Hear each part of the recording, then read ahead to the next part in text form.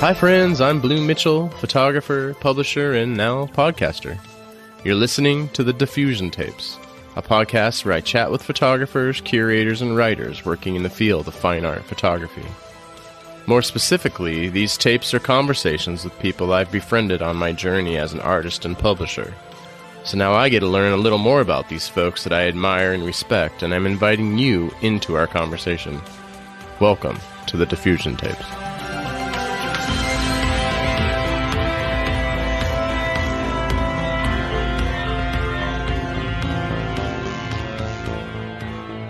Well, hello again, friends. Man, it's been a challenging time getting these tapes edited and released for you all.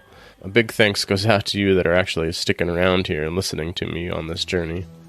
Back in March of this year, I had the pleasure of sitting down with Mike Sakazugawa while he was in Portland attending a writers' conference. I became aware of Mike a few years back because of his own podcast called Keep the Channel Open, where he primarily converses with photographers and writers, but also other artists. Mike has featured quite a few guests that I've worked with over the years in Diffusion and other projects, so if you haven't discovered it yet, dive into that catalog. It's robust. In fact, as of this recording, he has released 100 episodes. In our conversation, we talk about his work, the authenticity of photography, his podcasting projects, his progression as a photographer, writer, and activist. And of course, we had to dissect his famous viral lemon video. So one of the things you'll discover about Mike is that he really does have a great radio voice. Let's take a listen. I'm in Portland here with Mike Sakazugawa. It's a treat to have you on here, considering that I was a guest on your podcast. Mike's in town for a conference, and we decided to get together and flip what is it? Flip the table? Flip the chair? That's the saying? Something like that. So now Mike's in the hot seat instead of me, which I like. So what are you in town for? I'm in town for the AWP conference, which is a big writers conference. I've never been to it before, so I'm interested to see what that's like. But I just thought, as long as I was up here, I feel like this is a good photo town too. So I'm hoping that I get to look around a little bit while I'm here. Yeah. See Charles Hartman, maybe go there, or the Portland Art Museum. Yeah, something like that. Yeah, great. Blue sky. Oh yeah, of course you got to see blue sky. So, are you just a participant in the conference? Yeah, just an attendee. I'm just sort of a spectator. Maybe in the future I'll see if I can get myself onto a panel or something like that. So. Nice. So what's the focus of the conference? I mean, it's like basically all things writing. Writing craft, writing.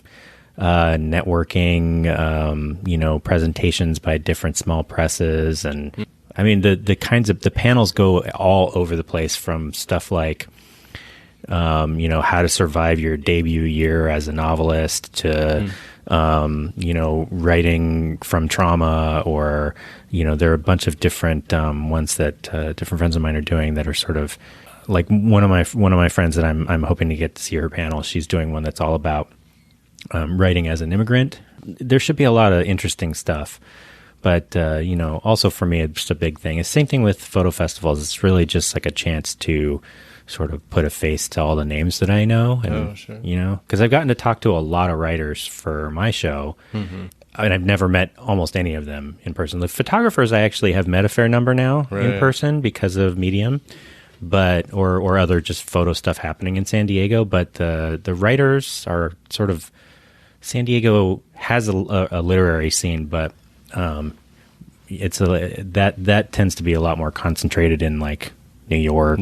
Makes sense. Yeah, well, that's nice. So you get that opportunity at this event. Yeah, it should be fun. And it tends to, so besides your friend's panel, is there another event that you're most looking forward to? I don't know. There's one. It's all really for me focused around like getting to see people I have met before, or haven't met but want to. There's going to be this after off-site event where they're going to be doing literary karaoke, so that should be fun. Interesting. I've never heard of that. Yeah. How do they do that? It's going to be like I think what it is that they're having like 8 or 10 authors, and they're each going to do like a 5-minute reading, but then they're also going to sing. Oh, nice. It sounds fun. Yeah. It sounds very Portland to do something like that. Well, good. Welcome to Portland, right? Keep Portland weird. I'm going to jump around Sure. your timeline a bit, but you were talking about the podcast. So I want to start there because, number one, we're doing a podcast and you're a podcaster. So this is my first opportunity to actually talk to a podcaster about podcasting. Sure. So I'm curious, number one, the title of your podcast is Keep the Channel Open, and you're focused on photography and writing and other arts, and you talk to writers, photographers, curators, and it's a large gamut. Yeah. So I'm curious what made you decide to make that the focus of your podcast. Like, how did you get to that point where you wanted to do such a nice, like, arts podcast? Well, it's funny. I had this funny experience where, the majority of the people that I talk to are either photographers or writers. And I do talk to painters and curators and other artists as well. But it's primarily photographers and writers. And the funniest thing to me is that when photo people talk about my show, a lot of times they'll describe it as a photography show. Oh, right. And when literary people talk about my show, a lot of times they'll describe it as a literary show. So you're living in two worlds here. Yeah. And I get sometimes people ask me like, well, it's like, why is your show so broad? And why not just focus on one or the other? For me, it's a couple of different things. Part of it is that in my own creative practice, I'm engaging with multiple disciplines. Like I am a writer and I'm also a photographer. And like, as I was showing you before now, I'm also doing art books and, handmade artist books and other things as well. I'm sure that at some point I'm going to branch out. I have this sort of, I don't know, it's not exactly a lack of attention span because these things tend to take about 5 years at a time, but I tend to go in cycles with these things. But I wanted to be able to, on my show, be able to talk to people who are working in spaces that I'm working in, as well as spaces that I'm not working in, because I wanted to be able to do things that were sort of engaging my entire creative life in all its different facets, but then also things that I don't do. Like I've never really been much of a painter or a drawing or things like that. And I always find those things so impressive and kind of intimidating too. Like whenever I have to talk to a painter, I always get really nervous because I feel like I don't know anything about painting. Like, what am I going to talk to this person about? Yeah. But it's just so impressive to me, But I had this idea early on that there's something sort of common to different creative endeavors, that even though we're working in different mediums, that there's something about the need to be expressive and the need to do that through some form of craft, that even if it expresses in different ways, that underneath it all, there is some fundamental drive that's common. Right. And I like talking to people about that kind of thing. I try to always, whoever I'm talking to, I'm trying to approach it on a similar level. I don't know how well I achieve it, but that's the goal. Right. Oh, yeah. So you've done the podcast for 3 years, right? Yeah, it's been 3 years. So, well, is it over 3 years? Yeah, well, I started in January of 2016. Okay. And you have 80 some odd, how many episodes? Yeah, I think I just released 85 yesterday. 85, yeah. 85 episodes in 3 years. Pretty impressive. Since you've done so many, do you see some common themes that keep coming up in your discussions? Well, I mean, I think part of this has to do with the way that I pick who I'm going to talk to, because I don't know if it's necessarily the case that everyone, is going to have necessarily a through line or a common thread in that way. I mean, I think maybe they do, but it might be hard for me to get at sometimes. Sure.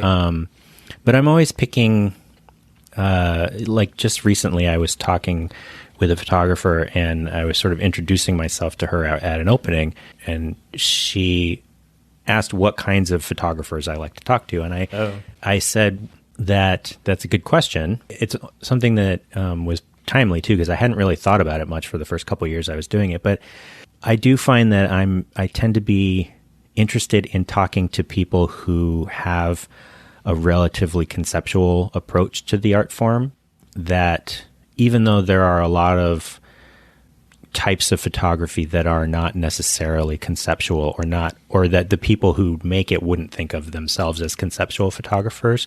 Like a lot of street photographers, for example, tend not to think of themselves as conceptual, right? Even if there might be a strong concept to their work. And I love street photography, but I tend to find that I have a hard time talking about it in an intelligent way. Sure, yeah. So people who are approaching their work in sort of a more like intentionally conceptual way tends to be the kinds of conversations that are easier for me to have. Right. Well, that's smart. You're talking about things that you are comfortable with talking about. Yeah. Just going, oh, right, okay. I don't want to quite have next that. question. Yeah, that Chris Farley, Paul McCartney thing. Do you ever see that on Saturday Night Live? I don't know. Tell me. Oh, he had this. It was just the most excruciating thing. It's Chris Farley, the Chris Farley show, and he's interviewing Paul McCartney, and all he keeps saying is, "So what's it like to be so awesome?" That's right. I do remember that. So the name of your podcast, where'd you come up with the name? I actually read this passage that was before I even thought of having a show. I just really liked it as a statement on creativity. So Agnes DeMille, who I believe was a choreographer and like theater director, she was the director of the original run of Oklahoma, I believe. She had a biography of Martha Graham, who obviously she's also a very famous choreographer and director. The title of my show comes from this line of Martha Graham's as reported by Agnes DeMille. The two of them were, I'm going to have to paraphrase it because I don't have it. I should memorize it. I mean, it's a great passage, and I actually have it in the about page of the Keep the Channel Open website. Oh, right. But basically, Agnes DeMille, she was talking to Martha Graham about Oklahoma, which had just opened, and she was talking about how she really just couldn't watch it. She just hated it. And she was talking about how she felt so discontent with it and how all she could see in it was the flaws, because she had this idea of what she wanted it to be, and it wasn't that, because it fell short of what she wanted it to be. And Martha Graham basically said, well, all artists feel like that. We all feel unsatisfied with our work. And Agnes DeMille says something along the lines, well, am I not supposed to be ever satisfied? And Martha Graham says, no, you're never supposed to be satisfied. You're always going to have this, I think she called it a divine discontent and a blessed unrest, and that your job as an artist isn't to say whether the work is good or bad. Your job is to just keep the channel open, to keep yourself open to it and honest, and just keep working. Wow. And I just thought that was such an inspiring way of looking at it, because I hate my own work.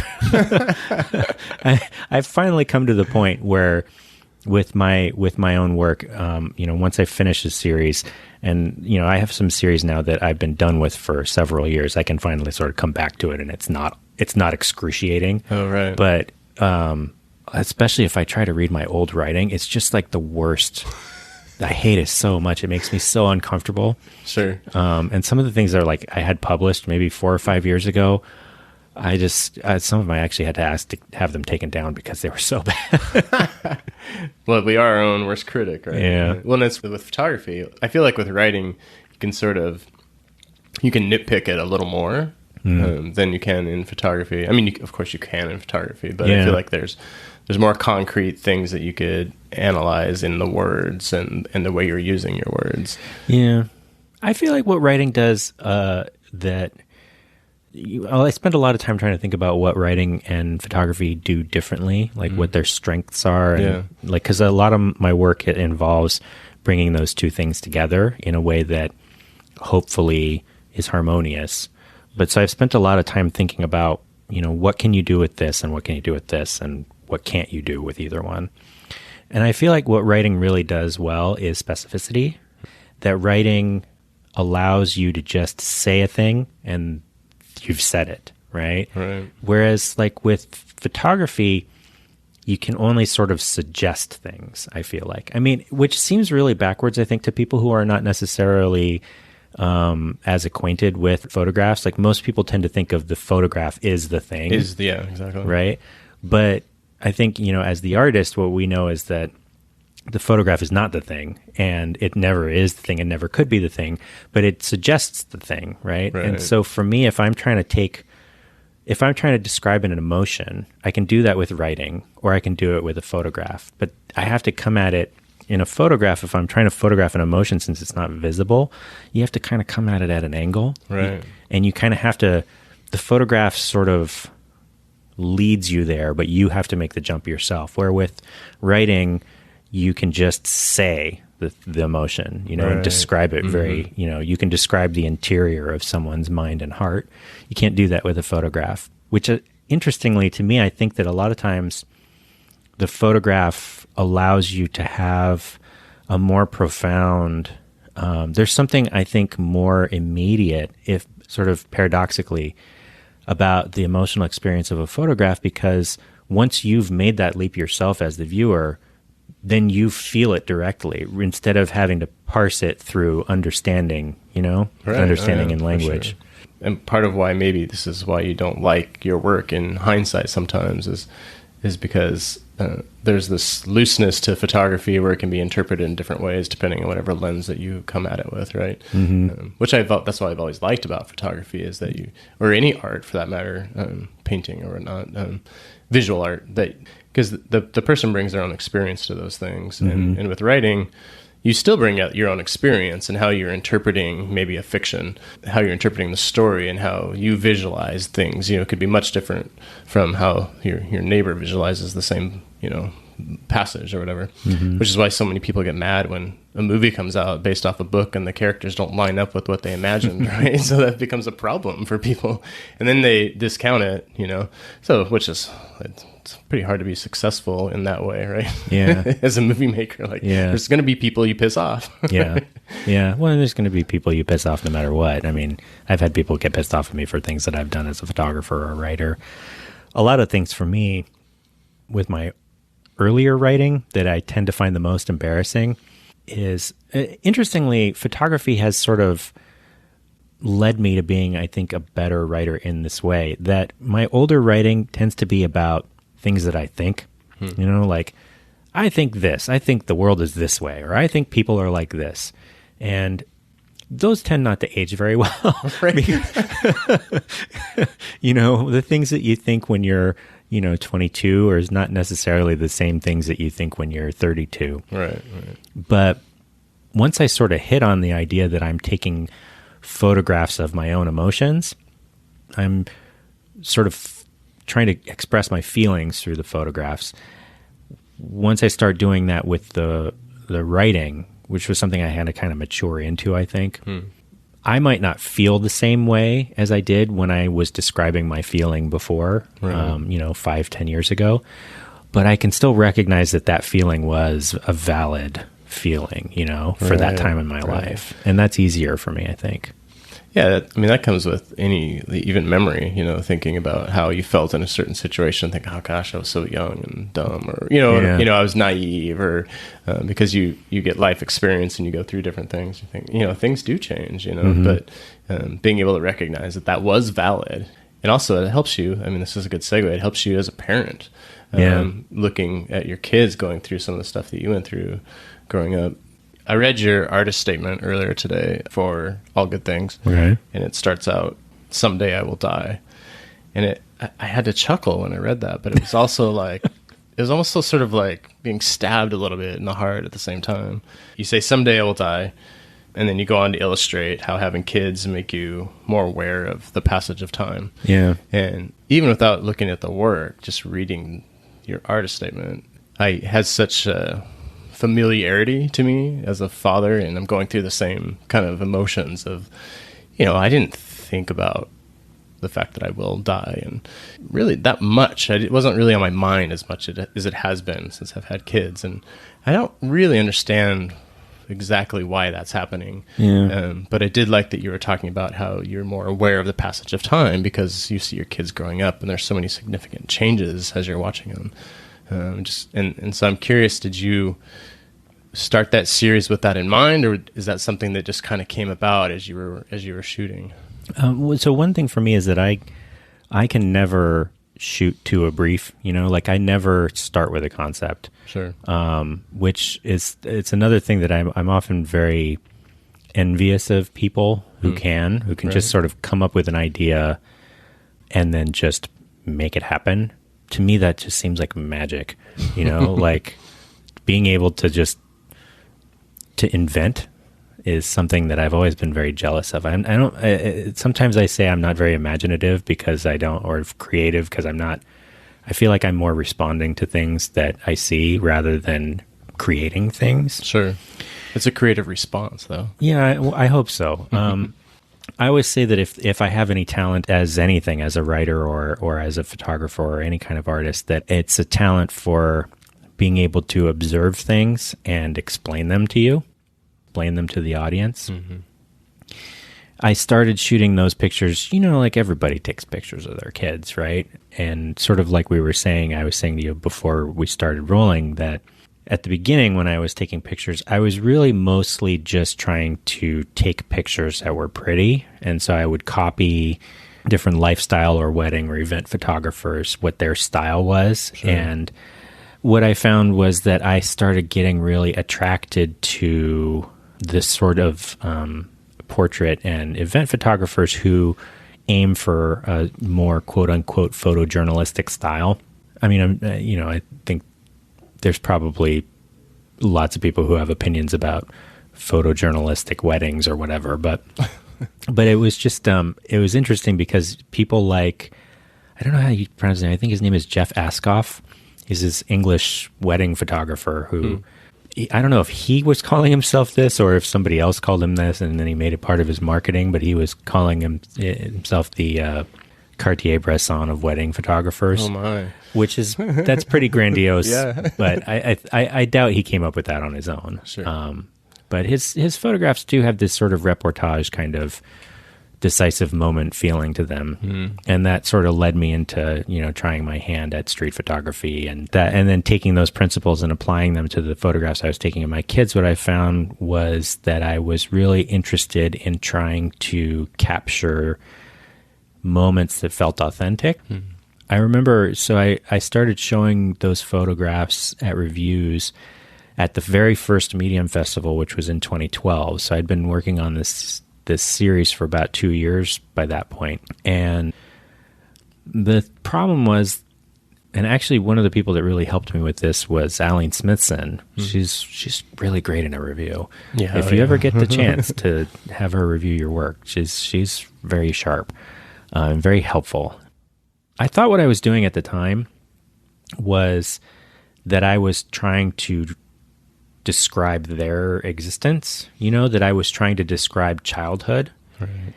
And it took me a long time to realize that wasn't what I was doing at all. And in some ways, I don't know if I ever could or anyone could ever really do that. Like, how can you really fully describe someone else's existence? I don't know if you can do that. Photography always has that sort of promise of being able to deliver that, but I think we all know it can't, Uh-oh, the cat's out of the bag. But I realized after a while that what I was doing is that I would see things that my kids would do, these little sort of tableaus or little moments, and that I would feel sort of drawn to make a photograph. And that pull to make the photograph was happening along a pretty narrow range of emotional experiences on my part. Sure. So does it feel like it's more about you than it really is about absolutely. them? Yeah. And it took me a while to realize too that what I'm always trying to do now with my photographs is in all of it, whether it's the more abstract things or whether it's the more sort of naturalistic straight photos. Right. What I'm trying to do more than anything else is to put the viewer in my shoes, is to try and show the viewer exactly what I see. Right. And hopefully by doing that and presenting it in the right context, that they will also feel what I felt. And, obviously that's a tall order. Sure. But I know that it's happened at least a few times, because I've had people come up and talk to me after seeing my photographs, and and they really seem to connect on the same level that I did. That's a really powerful experience. Oh yeah, for sure. Yeah. Yeah, and there's always certain images that really stand out for certain people. A lot of times that's because their personal experience, whether it's as the kid, experiencing it, or as a, an onlooker or whatever. But also in that series, well, probably in your work in general, but there's this, you said you're reacting. And I think that's interesting, but you're also composing. So there's this reaction, but there's also this, there's a bit of an objective in the way you're composing stuff as well. So you don't see in that frame that you're shooting, right? Right. I guess what I'm getting at is I think you're downplaying the creativity involved with what you're doing. Maybe, yeah. I mean, I think, what I can't remember who said it, but I think probably a lot of people have said it, but I remember reading once somebody saying that photography is actually a process of erasure and like selection. Sure. So something that I've always been really good at is being able to focus in, no pun intended, being able to really sort of narrow my focus down, whether that be just my attention or my sort of sensory, like if I'm listening to something or looking at something, to really be able to just hone in and sort of ignore everything else. I remember this used to get me in trouble sometimes with my mom because I would be reading, and I would be reading so intently that I would just completely lose track of everything else that was happening around me. And like I would be reading in my bedroom with the door closed, and my mom would come in and start talking to me, and I wouldn't realize that she was there until she was screaming at me, and she'd be like, "Why are you ignoring me?" Wow. Very focused. Yeah. And I think that there is something about that with the photographs as well, that I'll notice some detail and I'm able to really focus in on that one detail. Like I would really admire other people's family images. Like if I would look at like Blake Andrews's family pictures where there's just like shit happening everywhere. Right, like there's just like stuff all over the frame, right? And like I have never been able to really pull that off, and I think it just has to do with the way that I see things, because I tend to really focus in on like one thing at a time. Yeah. Yeah, if I can actually achieve some kind of a layering in my photographs, I feel really proud of myself. Well, that brings up another point, and this is a whole nother subject, but I'm going to bring it up anyway. Sure. So you're talking about this idea of you being attracted and focusing on one kind of small thing, but to me, it kind of lends to this sort of like meditative sensibility, which I see throughout everything that I've seen of yours, both in writing and in photography, but also in short videos about lemons rolling down the hill. So I have to talk about this because it's just so intriguing, and you videotaped a lemon rolling down a hill, which was how long? How long was it? It was about a minute, I think, maybe a minute and a half, maybe 2 minutes. I can't remember. Okay. It was long for an internet video. Right. Yeah, very long for an internet video. So tell me about it. This thing went viral. Yeah. So how did that happen? I mean, how did a lemon rolling down the hill? So it was in a curb, kind of in a gutter. Explain the video a little bit. So I was, I do this thing where, I actually haven't in a while because I messed up my leg, but I would go for a run 3 times a week in the mornings. And I found it a really nice way to start the morning and just sort of clear my head. And, when you're running, I can't think about complicated things when I'm like breathing really hard. But I would have this little exercise I would do for myself, which is that, I always run the same route. I always stop at exactly the same place. And between the end of my run and my front door, I would make an exercise where, so I think it's maybe a third of a mile of a walk from those 2 points. I would make myself make a photograph. And it's just like with my phone, just put it on Instagram. I'm not really doing anything with these. I might someday, because a lot of times that happens. Like I'll just realize like, oh, I've got something here, and maybe I'll make something out of it. But the idea was just that I wanted to sort of focus in on this really limited physical space to force myself to look more closely and find things that were interesting or that would catch my eye. And maybe it might be, I have a lot of pictures of flowers. I have a lot of pictures and, where it'll be like the same place over and over again, the same spot, maybe at different times of the year. I find something really interesting about that.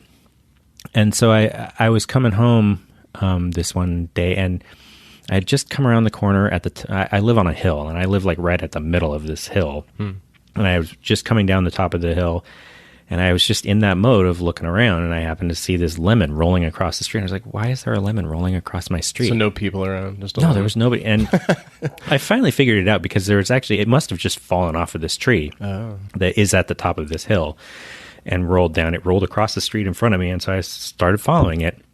And I just wanted to see how far it would go, so I started videoing it, and I just followed it. And I thought that it would stop pretty quickly because there was a car right in the way, and I thought, oh, it'll just run into that car tire, and then I'll have 10 seconds of video.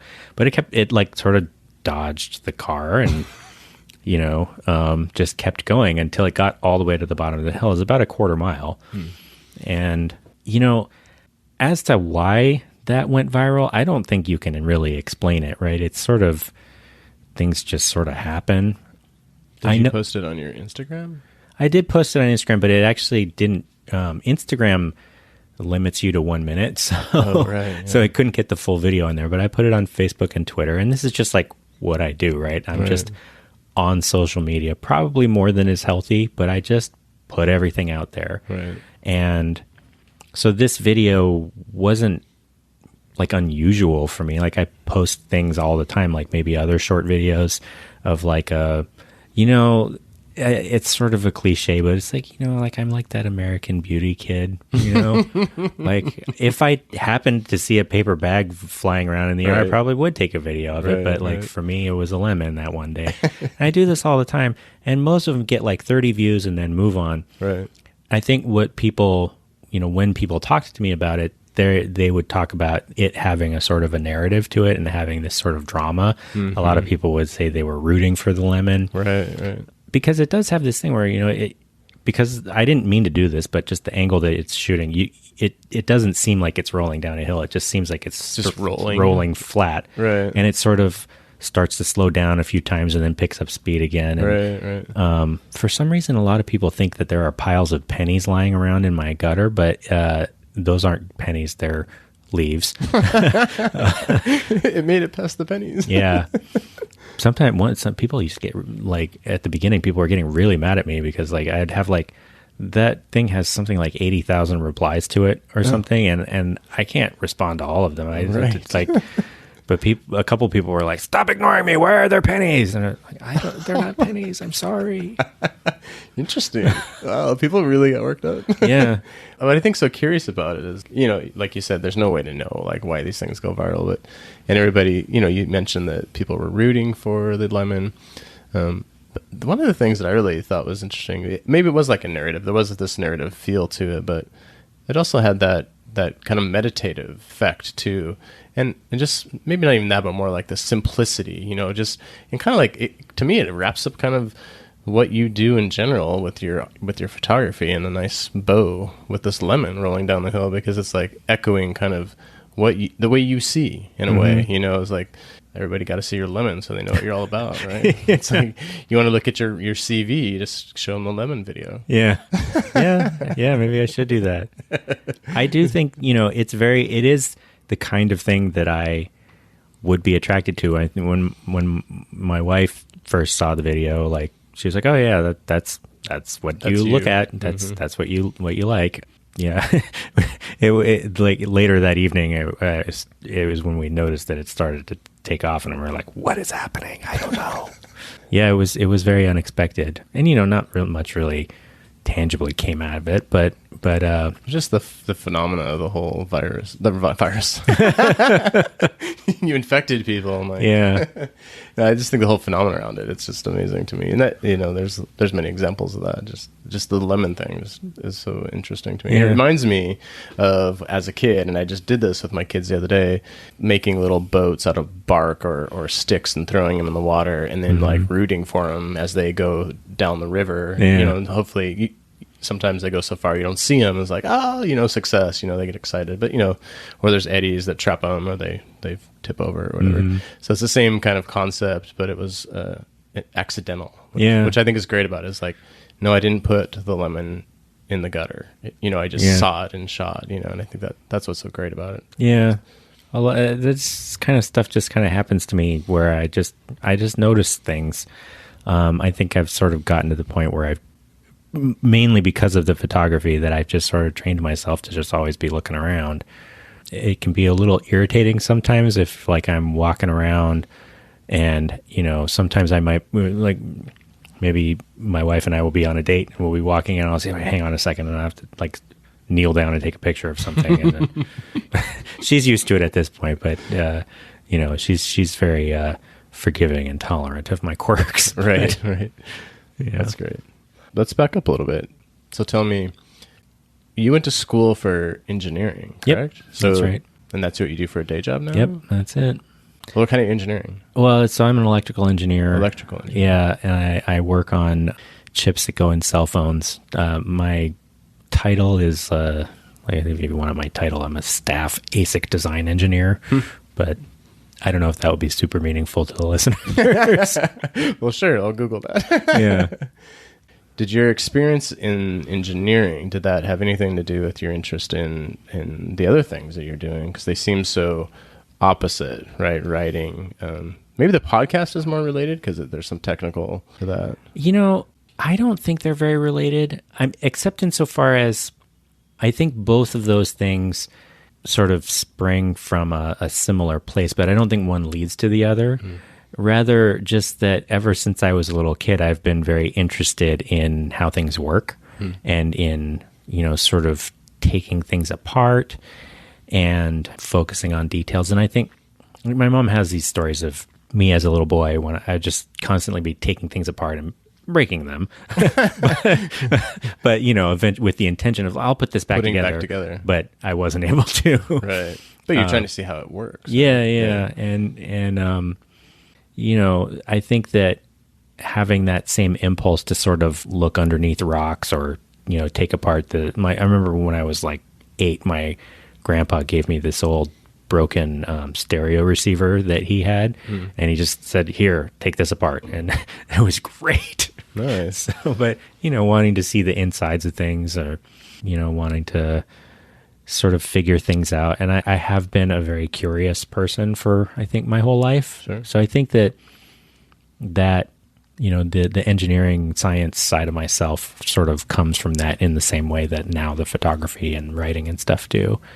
You know, when I was a kid, it's funny, by the time I was in high school, and definitely by the time I was in college, everybody sort of knew me as a math and science guy. But when I was a little kid, I remember I always thought of myself first as a reader. And I remember when I was in 5th grade, I got a little plaque for best math achievement or something, and I was like, well, that's ridiculous. I'm not a math person. I'm a reading person. How come he got the reading plaque? I should have gotten the reading plaque. Yeah. Especially, it was my best friend at the time. He got the reading plaque, and he was upset because he was like, I'm better at math than you. Why didn't I get the math plaque? Oh, interesting. But yeah, I don't know. I mean, it's funny. By the time I was older, I tended to think of myself as like a non-creative person. I tended to think of myself as I'm a math person. I'm a science person. Even though like I always did creative stuff. I did a lot of theater when I was in high school and college, and I did choir when I was in high school and college. I took a media studio class that was involved photography, but it was making like narrative multimedia slideshows when I was in college, and I had a lot of fun with that. But I always just sort of thought that as on the side at the time. Sure, yeah. It wasn't really until I had kids that I really started thinking of it as something I do. Yeah. Yeah. The same with the writing, is that? Yeah. I mean, like I say, I've you know, I was an early reader, and I've been reading as long as I can remember. Sure. Part of that was always that I kind of wanted to be involved in doing things like that, but it took me a really long time to figure out what kinds of writing I am actually good at. Oh, sure. You know, like I really have, I'm working towards it, but so far my attempts at fiction have been very unsuccessful. But, you know, doing essays, especially personal writing, I can manage that pretty well. And I'm sort of working my way towards poetry. But again, that kind of gets back to that same thing about like, it's easier for me to observe and then like sort of explain things rather than to just sort of invent things. Sure. Well, that makes sense. Yeah. So you studied engineering in college. When did you meet your wife? We started dating when I was a senior in high school. She was Oh, a okay. junior. Yeah. And we met the year before that. Yeah. We were in my high school's production of Little Shop of Horrors. Nice. That's a nice story to have. Yeah. Yeah. What parts were you playing? She was actually the stage manager, and then she okay. was an understudy for one of the doo-wop girls, and I wow. was Seymour. You were Seymour. Well, the thing is that when you're in high school theater, there are usually about 5 to 10 times as many girls as boys. Oh, yeah. So the boys can pretty much have their pick of whatever part they want. Makes sense. Yeah. So you got Seymour. Wow. Yeah. That's fun. Did you guys get married right away, or when did you get married? We got married almost immediately after she graduated from college. So actually, it was about a year after that, but like I proposed to her right after she graduated from college. Okay. Yeah. And what does she do? She, well, right now she is a life coach. She was a teacher. She was an elementary school teacher for a while, Nice. probably about 10 years altogether at different schools. And then when we had kids, she decided to stay home, and then she did that for a while. And now that the kids are getting a little older, she's branching out into new things. She's got this really great life coaching business that she started, and she's really great at like something people will tell you when you talk to her is that like she really gives you her attention, like you feel like she's listening to you. So I think she's a real natural That for would the be coaching yeah. thing. That'd have to be like a requirement to be a life coach, right? Yeah. Well, if you can listen and absorb and then work with people in that way, Yeah. being able to really hear them, right? Yeah. And not coming to the table with like preconceived scripts Mhm. on how you're going to help somebody. Right? Yeah. Yeah. Well, that's nice. So you have 3 kids. Three right? kids, What are the yeah. ages? 10, 7, and 4. 10, 7, and 4. Yeah. And when you're shooting the kids in their environments, how do they react to that? Do they care about what you're doing? I mean, do they have any input at the final product of your photography? Well, I started taking those pictures when my son, my oldest, was like 2, and he didn't really have a lot of understanding of what was happening. Right. I should say I haven't added anything to that series in quite a long time. It's probably been maybe 2 or 3, maybe 4 years. I think that my youngest is a baby in the most recent ones of those. Gotcha. So she's 4 now. She's going to be 5 this summer. It is an interesting thing. They didn't have a lot of input. It's not like I was ever hiding it from them. Like they knew that I was taking pictures, Right. but it wasn't like I would ask them to perform for the camera. Right. Except for like there's one picture, like maybe 1 or 2 pictures in there where my son is definitely posing and you can tell that he's posing. But for the most part, they're kind of doing whatever, you know. I think that my kids, I've tried to involve them in the project and sort of explain to them what the project is and why I want to take the pictures. And they've seen all of the pictures for sure. But it is something on my mind a lot because I think there's something valuable about expressing these emotions of parenthood, especially because the way that we talk about parenthood in our culture is not always very representative of what the experience is actually like. Right. So for me, I want to try and talk about these emotions that are not uniformly positive. Like I don't talk necessarily about in my images that I'm not necessarily expressing things like frustration or things like that. I do talk about that in the artist statement, but for me, the experience of being a parent is very bittersweet. Right. And that's what I'm trying to put in the images. At the same time, I also have to sort of reckon with the idea that, I'm using other people to tell my story. I'm using other people to convey something about myself. And I think that there is something that's sort of necessarily fraught about that. It's definitely something that's been on my mind. To what extent can my children, as children, consent in a meaningful way to participating in this project? Right. Which I think is part of the reason why I haven't been taking those pictures as much anymore. Also, just as time has gone by and the distance between 2010 and now doesn't feel like a lot, but it also feels like a lot because my 4-year-old knows a lot more about pictures and how they happen, and the fact that like every time you see it, can I see? You know, right. When my son was 4, he wasn't quite, it wasn't quite as ubiquitous at the time. Right. Yeah. I think that, you know, I can relate to that with the kids and how they mature and how things change. But it's that what you mentioned in your artist statement about the passage of time with the kids. I feel like I'm in the same boat in feeling that there's this timeline associated with having kids, which like 10 years prior to that, it was all mixed up for me. But the 10 years since my kids aren't 10 yet, but you know, in that time period, every year has gone by so fast, but yet I have a much more vivid timeline in my memory. And maybe that's because I take tons of photos, right? Yeah. But I feel like there's so much changing and so much going on during those time periods and things are more emotional, and there's lots of ups and downs, and being a parent, and you know, with your relationships, and even with family and dynamics with friends, and you know, the whole thing changes when you have kids. And using the art as sort of a therapy, I say that a lot in my podcast actually, about art therapy is what we do. I think that rings true when you're addressing topics of fatherhood or you know, being a parent. I do think that there's, I've seen some people sort of push back on the idea that like art and therapy are not the same thing. And I get what they're saying. I think that that's like, if you need therapy, then just having art isn't maybe the best thing. We're using therapy in a different way. Yeah. But, you know, one thing I think about, you know, cause I've been seeing a therapist for, you know, many years now. And I think that what is common about the therapy process and the art process, at least the way that I engage with art, is that it is really a process of getting to know yourself. Sure. I remember when I was talking to Jerry Takigawa, he has worked with the Center for Photographic Arts in Carmel, developing their Pi Labs programs, a Pi being photography, what is it? Photography, innovation experience, something like that. And yeah. But he said this line that I just really loved, which was that you can't be a better artist than you are a person. And I just thought, that is so right. Yeah, it is. Because it's really like, if you don't know anything about yourself, like how can you express anything about yourself, you know?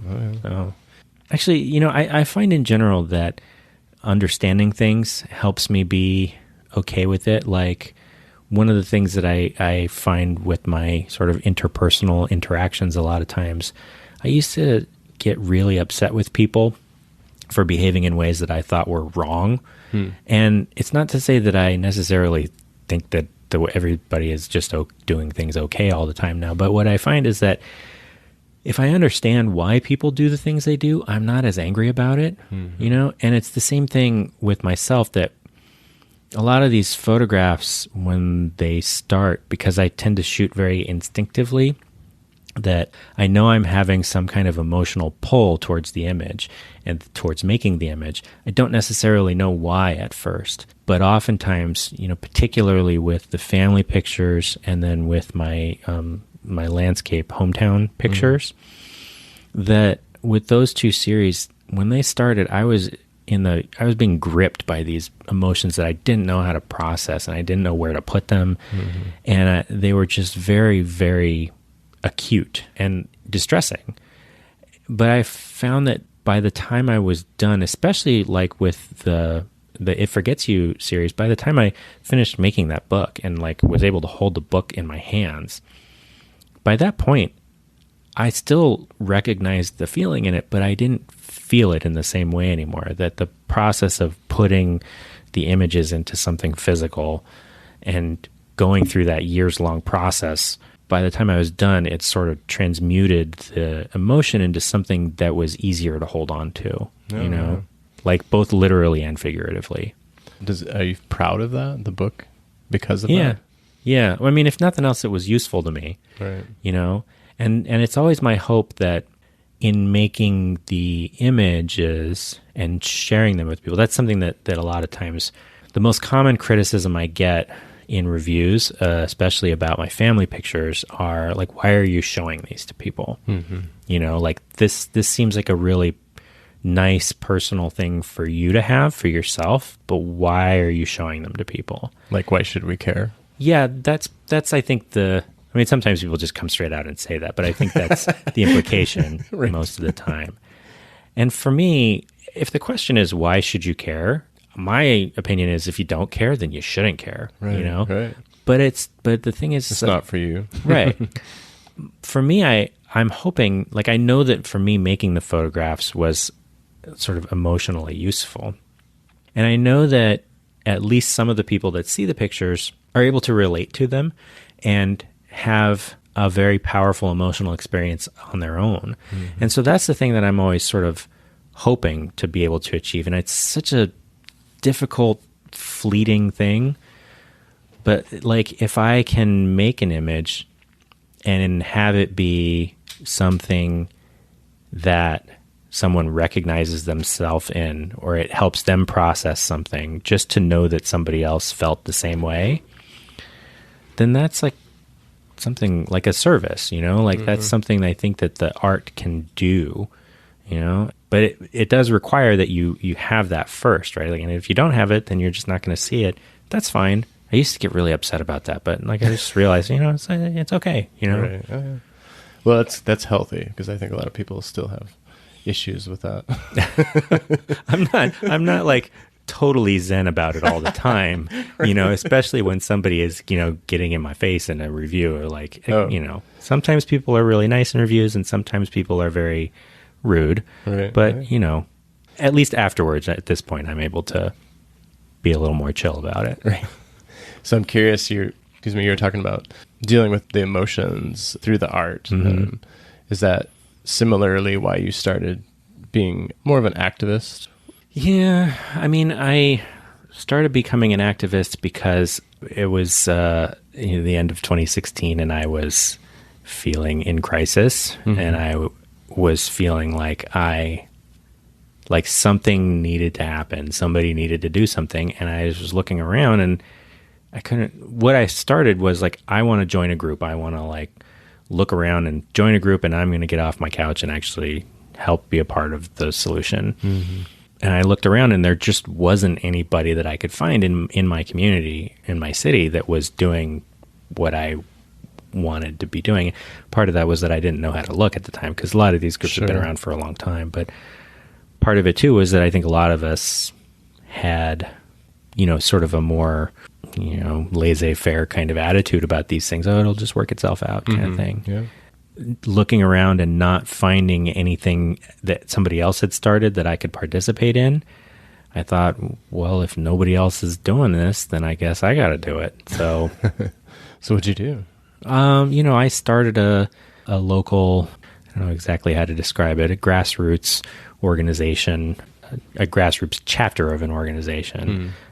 You know, we get together and do stuff like, it's funny, like I've gotten to know the activist community in San Diego pretty well, and we all sort of have our little areas of expertise now. And the stuff that I tend to do tends to be on, you know, like tracking legislation and doing policy research, holding our elected officials accountable. And like, I meet with my congressman about once a month and tell him all the things that he did that we liked, and tell him all the things that he did that we don't like. And, you know, try and convince him to do better in the future. And, you know, we've been doing that for a couple of years now, and he knows who we all are. And, you know, he doesn't always do what we want him to do, but we've gotten to the point where he knows that, where I know that at least he's thinking about it, you know, at least he knows what we're going to tell him. You know, other people that I work with, you know, they'll be the ones organizing big marches and rallies or letter writing campaigns. I know a lot of people who are working on different cross-border initiatives, and, you know, trying to help the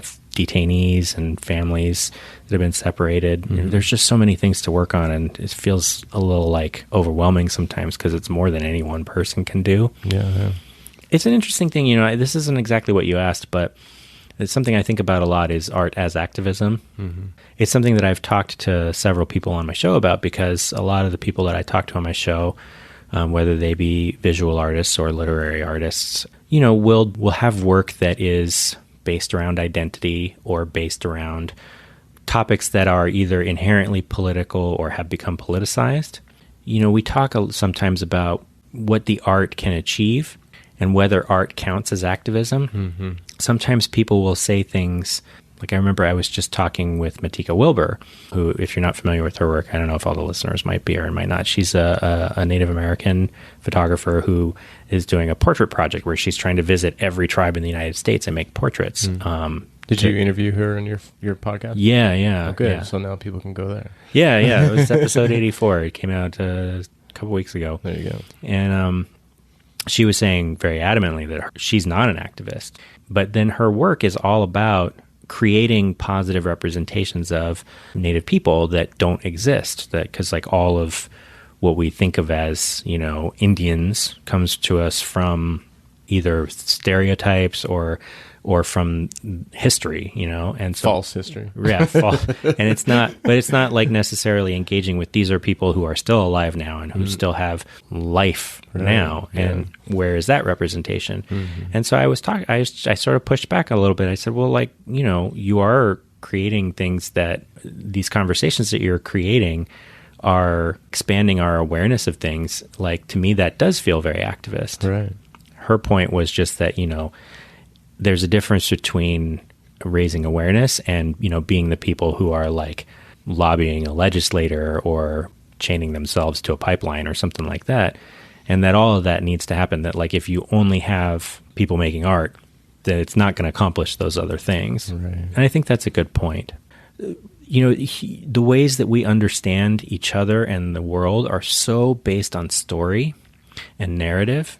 And if we don't have somebody setting that narrative, we don't have somebody expanding what we think of as the story of the world or the story of America or the story of this city or this place or this person, then like we don't know what even to reach for. We don't know what the bounds of our real, quote unquote, real activism ought to be and what we're pushing for. Sure. It's only through stories that, like, for example, I grew up and I experienced racism as a child. And so there were a lot of ways that I felt like I understood racism and how it works in the United States. Like I have living family members who were interned during World War II.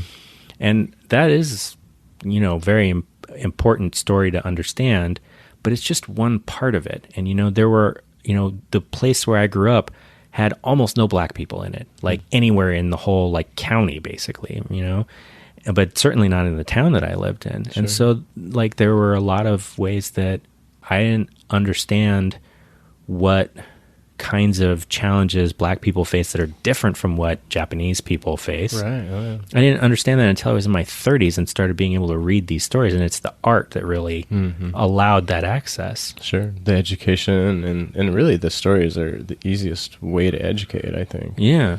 Because a good story isn't telling you what to think. A good story isn't like trying to teach you a lesson. It's just showing you something that's real. Right. And if you're faced with the truth, with something that is authentic and true, there's not a whole lot you can do. You can reject it, but that's your choice. Exactly. Well, that's an interesting point. You wrote a piece about how art, visual art, falls short when it comes to activism. It resonates with me is what you're talking about, how the storytelling is really the key there. And it has been for me in my life. Like the more I'm educated by hearing people's stories about their life or their family or their past, or the more, it just opens your mind to other things that, you may not have had exposure to. I grew up in a place where there was, we had Native American and white people, and that was it. Like there wasn't anyone else, so the diversity was very low. However, it was the stories that kind of like educated me from a distance, Yeah. And in culture, even in media, had a lot to do with my understanding of different cultures. And we live in the world now of Instagram, and where things are heavily curated. And the media was the same way growing up. It was heavily curated. So only, it's like you said, you only got like a little teeny snapshot of it without really hearing the full story, and all sides. And I remember being frustrated in high school with my history book because I knew it was, like I said earlier, it's this false history because it was only showing one side of the story, and the other side was always so like sort of brushed over. You'd get like one account from somebody, and the rest of the book was on the other side, you know. Right. So I got really frustrated growing up with the history books, and my, of course, you know, immature way of dealing with that was just not to do the work, you know. Like, I'm not doing your assignments because I don't agree with what you're teaching me, you know, which is obviously not the best way for me to approach the situation. Getting bad grades because I was mad at what they were teaching me. But, you know, the better way would be to be more proactive and be educate people yourself, you know, instead of playing the victim. Yeah. I mean, a lot of these things too, you know, it is the point you make about media being very curated, especially back then, is a good one, because a lot of times these stories were available if you were able to find them, but it's a question of whether or not they were presented to you, you know, like a lot of these stories, you know, like Toni Morrison's been writing stuff for decades, but like that wasn't what got covered in my high school English classes, you know, like we were reading Shakespeare, and like Shakespeare's great, but there's, you know, there are other things that are relevant to our American existence besides just Shakespeare, you know? Yeah, I don't know. I mean, it's one of the things that I'm really grateful for this time, because even though, like, I am exhausted all of the time because I'm just working myself ragged on, like, oh, I got to get ready for this meeting. I got to research this bill that's going to be voted on in Congress next week. I got to do this thing. I got to do that thing. And there's always, you know, if you're paying attention to the news, there's always just another thing that just completely sucks the life out of you, like every day, right? Right. But I am also, in the past 5 years, I've read more books, seen more photographs that I would never have seen when I was a kid. You know, stories that, whether they're newly published or whether they're just newly getting attention now, like, I have gotten to learn so much in such a short amount of time, and I'm just really grateful for that, you know? Yeah. It's one of the things I've been, you know, a lot of the writers at this conference who I most want to connect with, many of whom I've had on my show, but even if I haven't, you know, if I've just read their books, what I value about them and their work is that, you know, like, for example, in the past 2 years, I think I've read probably 20 books that were written by Asian Americans. And that is, in the previous 30 years of my life, I had maybe read 4, Right. you know? Yeah. That's been an incredibly valuable experience to me, and not one that I got to have before. Sure. Yeah. Well, also now you have a double layer there, though, because you have a venue where you're actually able to have conversations with these people too. So it's beyond just the intaking of the story or the narrative, and then also let's talk about it, you know. Yeah. Which is, it's great. It's a great venue for that. Yeah. Yeah. It's been really gratifying to get to sort of peel back the layers of these things. You know, one of the things with these, I don't like to think of them as interviews. I like to think of them as conversations. But when I talk to people for my show, I do like to focus on the work. I don't usually like to sort of hash out the details of the work of like, you know, I might, for example, if I'm talking to a writer, I might want to talk about a particular line or something, right? If I'm talking to a photographer, I might, you know, mention a particular image or technique or something like that. But I always want to get at the why of it, you know, like, what was it that motivated you to do this? But also I find that when if you just come out and ask somebody like, why'd you do that? You know, then that's, you know, it tends not to be, you know, a very interesting conversation. Sure. But it's they more, might give you a canned answer. Yeah. But if you can kind of say like, oh, I saw this in there, and, you know, what was that, you know, what experience did you have that sort of led to you putting that in there? Or like, was I wrong in seeing that? Or, you know, sometimes that could be interesting. Yeah. You Perspective. Know? Right? Yeah. That's nice. What I've enjoyed about the podcast, your podcast, was that it did feel conversational to me, and that you were actually having the conversation instead of this, you know, this podcast range from like a bunch of people sitting around a table chatting, and it's almost like an inside joke half the time, and it's real hard to like have it, you know, like actually get involved as a listener. And then you have other podcasts where it's more like question answer, or even a little more monologue-y, you know, where it could be an interview, but one person's just really saying like a few sentences. I appreciate personally the way you dive into not just the subject, but the person, you know, and what they're interested in. Thank you. Yeah. And I found it inspiring to, you know, when I started doing my research for the format I was going to use for the podcast. And, you know, when I landed on yours, it was the most tangible for me because I was so invested in, and really a lot of that was the people you were interviewing. I was invested in those people. Mm-hmm. And so I wanted to hear what those people had to say. And then, you know, listening to a conversation, I forget, hey, I'm listening to a podcast, you know, which is great because if you forget, you know, then it's like, you know, nobody's broke that fourth wall. Is there a fourth wall in podcasting? That should be like a blog entry or something. Yeah. Yeah. Well, I mean, for what it's worth, I think that you do a really good job of maintaining the conversation as well, you know. And I think that I have made such a study of different interviewers' styles. And, you know, I'm always trying to learn how to do a better job. Mm-hmm. But I do think that one thing that every great interview has in common is that there is a real rapport between both people. Sure. And that can come about in a lot of different ways. Like, you know, I've noticed that on your show, a lot of people that you talk with, you have sort of a prior relationship with, and that you can really feel that, I think, you know, when you're talking with people. You know, for me, those are often the ones where I don't have to do anything to establish the rapport, you know, if I already know the person. Right. What I feel like I can do on my show is part of this might be a holdover from when I was first starting out, and not only was my show brand new, and so it didn't have any track record that I could show anybody, but also I had even fewer, like my CV was even shorter, right? Like, and you know, and nobody knew anything about me as a photographer or as a writer, right, to the extent that people do now. I mean, I'm still, you know, emerging, but I have more of a track record as the show that I can point to now. But I started off being like, well, I can't offer people like a huge audience of exposure, right? It's not like having somebody on my show, it's not like that's going to make anybody's career. Right. And if they are bigger deal than me, which is basically true 100% of the time, it always feels like they're doing me a favor. Like, sure. I really feel like people are doing me a giant favor. Yeah, I'd agree with that too. If the main thing I can offer them is like an hour of pleasant conversation, you know, and that to me means, you know, really listening and really showing up, really engaging and being in the moment. I do a ton of prep for every conversation. And usually I will have 5 to 10 pages of notes.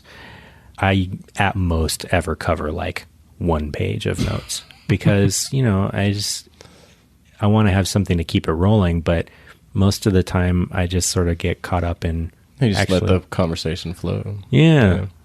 I think that helps, and it's good to be prepared, because if there's always, and you've interviewed so many people, there's all these personalities and how engaging they're going to be on their end, you know, and how much they're going to talk about. So I've noticed that too. You have to sometimes, you know, ask a lot more questions to some people. But you know, you mentioned that I have that rapport because I know a lot of my guests, and I think that was kind of, I had to do it that way so I'm comfortable enough to actually have the conversation the way I think it should go. I appreciate that you noticed that. I think that it's important for me to have rapport, and I think that's hard to get. You can't always get it with people. Yeah. And I'll say I'm trying to learn from you as well. Well, I have 3, so but I appreciate it.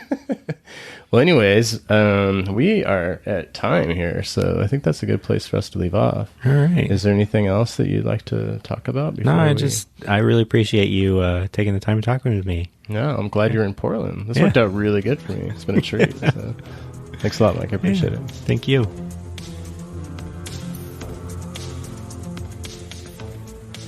Well, thank you so much for joining us for tape number 7. It was such a pleasure to chat with a fellow podcaster that has been doing this stuff for quite a while now. Although because of that, I was admittedly nervous to sit down with Mike, but he was such a gracious guest, the whole podcast thing just disappeared, and it was just a nice conversation. So since this recording, Mike has actually launched a new podcast project called Likewise Fiction. Likewise Fiction is dedicated to sharing outstanding short fiction from writers of underrepresented communities. But let's have Mike tell you more about it. Here's the teaser for the show. Hi, I'm Mike Sakasagawa, writer, photographer, and podcaster, and I'm thrilled to introduce you to my new show, Likewise Fiction, a diverse fiction podcast. I love stories. I love all kinds of stories, really, narrative in just about any form, but there's something particularly special about stories read aloud and read well. Reading stories aloud is more than just entertaining. It's alive and intimate. It's a point of connection between two people. Think about reading with your kids or the times your own parents or teachers read to you. For me, these are some of my most treasured memories. Unfortunately, for a lot of us, we haven't necessarily gotten to experience stories featuring characters that represented experiences familiar to us, or that were written by people like us. And that's especially true for women, non-binary people, people of color, and LGBTQIA people. And so that's what we're doing here on Likewise Fiction. On each new episode, I'll be reading an outstanding short story by a writer from one of these underrepresented communities. I'll be featuring stories across all different genres, in different styles and voices, stories that I love and that I hope you'll love too. Sounds intriguing, right? So Mike just launched this project in October, and there's already a few episodes to indulge in. I personally just finished Crow's Eye by Sarah Hallowell, and it was fantastic. Thanks again for tuning in to the Diffusion Tapes. Check out the show notes to dive deeper into anything we discussed on this tape with Mike. Also, if you feel inclined, I'd love it if you could leave us a review on Apple Podcasts. Speaking of great radio voices, in my next tape, I discover the multi-talented Aline Smithson also has a passion for dance. I actually was on some teen after-school sort of, dance, music programs where, bands would come in, and I did some dancing on the scaffolding behind them. And this was broadcast? Yes, but only locally.